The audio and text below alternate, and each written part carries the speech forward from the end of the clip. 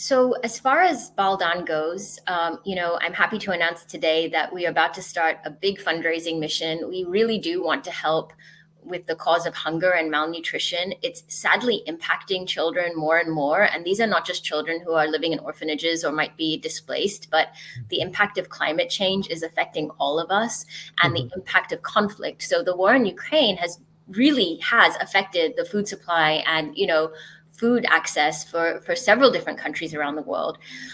So we are doubling down in the issue of hunger and malnutrition for children. My goal is to raise at least $150,000 in the next 12 months, and we want that to go to help children who are impacted by acute malnutrition and wasting in Ethiopia, children who need that daily vitamin and food supplementation, living in India, in Nepal, in the many different projects that we support. Our charity right now every day feeds about 1,000 children a day. These are children in the care of different orphanages and organizations. We need to raise that money to keep those 1,000 children with consistent access to food. But I think we can do more. I'm excited to be leaning into this area of hunger and relief because I think it's very, very much needed. As I said, even this morning, being at that conference where it's part of the social development goals, it's on the agenda of the UN.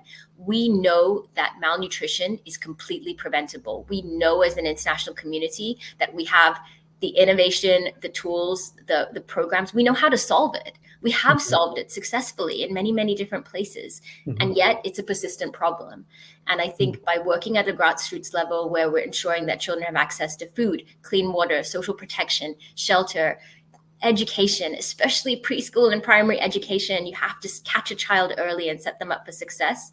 Only then can you help mitigate problems that happen later in life. If you don't invest in a child in those early years, it's over, right? Like the problems just get greater and greater. And so I'm really passionate about, early childhood interventions and really providing children with nutrition so that they can survive, they can thrive. And I really, really hope and pray we can raise money to do more of that in our way.